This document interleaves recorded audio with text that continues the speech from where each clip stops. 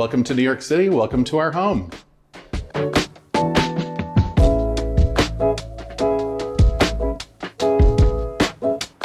We live in a classic 1924 Art Deco pre-war. So this is actually the gallery entry foyer for our apartment. We wanted to make this a true gallery space.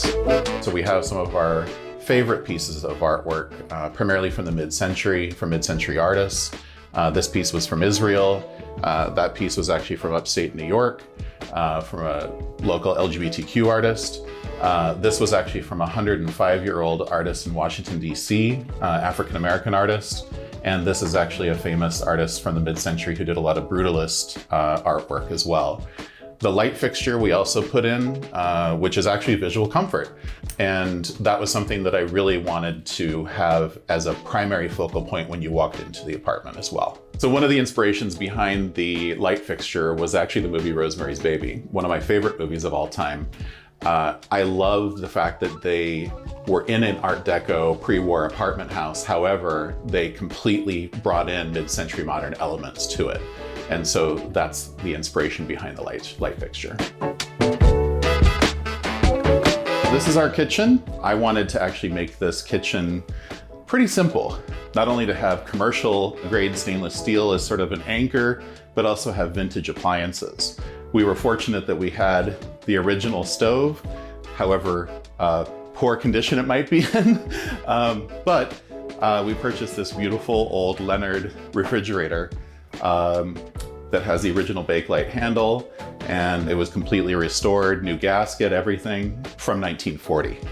I also had the sash made for our garbage and recycling area, and also the skirt for the farm sink and the cafe curtains made.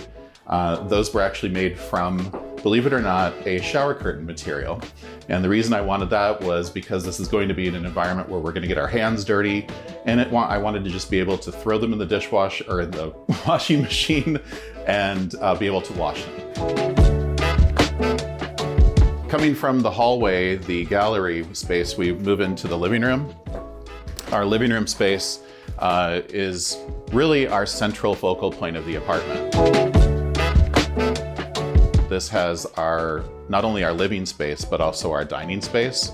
In a New York City apartment, you kind of have to combine the two spaces. And the important elements for me in this room were the use of primary color, because our apartment is just basically a big white box.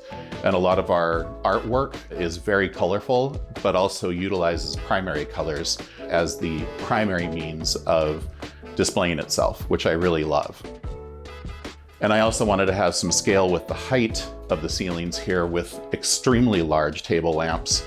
And pretty much everything in this room, with the exception of a few items, are vintage. And myself and my husband are huge collectors of mid-century modern, not only artwork, but also furniture as well.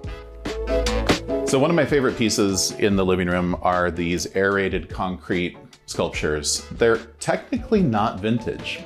However, they were made by Jonathan Adler about 10 years ago, so maybe they are a little vintage. They certainly look vintage, and they look lovely with the mid-century modern aesthetic. They're aerated concrete individual pieces, so you can actually twist and turn the items to however you want. We've done them individually, like we have them here in the living room, and we've also done them as a full screen to quarantine sort of an area of our room if we want to, or to section off an area of our living room. The other piece that I really love, which coincidentally is not vintage either, is our sofa and our chair and our ottoman. These were actually, it's called the Tuxedo sofa, made by Bassam Fellows. Craig Bassam, fantastic designer. These pieces look extremely delicate, but they are probably the most sturdy furniture, the sturdiest furniture we have in our living room. They're made of solid metal on the bottom, and the beautiful quilting that they did on the actual sofa itself is extremely resilient. We use this as our primary sitting room. We have had parties here, we've had dinners here. These have just been through the ringer, and they just come out looking amazing. And we've had this set now for about 13 years. I know this is a bathroom, but I love this, and I was on the search for these fixtures forever. It's actually made by a company called Sherrill Wegner here in New York. They are handmade, absolutely beautiful. I saw these in a movie and Googled the image of them and eventually found who the manufacturer was. And I absolutely adore them. And I think they're very Art Deco, so they fit with the feel of the building and also the feel of the bathroom. We haven't done a full gut renovation of our bathroom yet, but this is the start of it. And this is our primary room.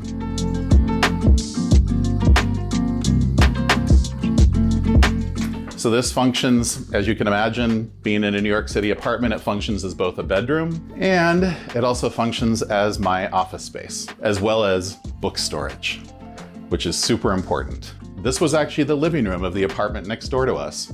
So we got to take advantage of that from years and years ago, of having a wonderfully sized bedroom in New York City, which is quite rare. A couple of my favorite pieces in this room, the bookshelf in particular, is one that is modeled after a Paul Cadovius system made by DK3 in Denmark. It's made of walnut and brass fixtures. I absolutely adore it. It's very simple, but also very functional. And then again, with the Jonathan Adler piece, this screen is called the Trocadero screen. It was modeled after a mid-century Italian door screen. And I just love the color inserts. They're not primary colors, but they bode very well for a mid-century aesthetic. And then of course, the piece that we have on our gallery easel, which is a Raoul Cornell glass mosaic sculpture from 1966. Raoul Cornell was a very popular mosaic glass artist out of California. A couple of my favorite book titles. First of all, any interior designer should have the collection of David Hicks books. These are vintage from the 1960s and 1970s. They are this collection right here. It's all of David Hicks' books that he did on bathrooms, living rooms, textiles, etc. Those are really my prized possessions. The other would be this book on Knoll textiles, which I've had for quite some time. And it just has a view of the past 60 years of Knoll textiles. And then I would say the biggest design book from a furniture standpoint would be the Danish Furniture Design book. It's the Bible of Danish furniture. As you can see, Danish furniture is everywhere in our house. It also fits the mid-century modern aesthetic very well.